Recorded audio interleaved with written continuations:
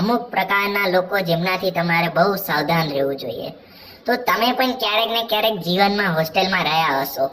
તો હોસ્ટેલમાં તમારે એક એવો નમૂનો મિત્ર હોય જ જે તમે કંઈક ઓર્ડર કરતા હશો તો તમે એને 10 વાર પૂછો કે ભાઈ તારી માટે બી મંગાવું, તારે ખાવું છે, તું ખાએગા નહીં ખાએગા?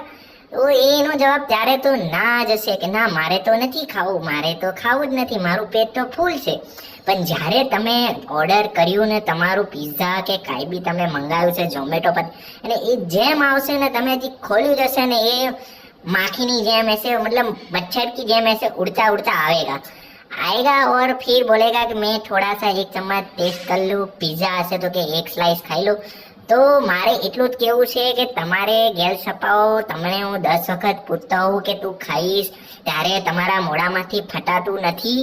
તો આવા મિત્રોથી તમે બહુ સાવધાન રહેજો.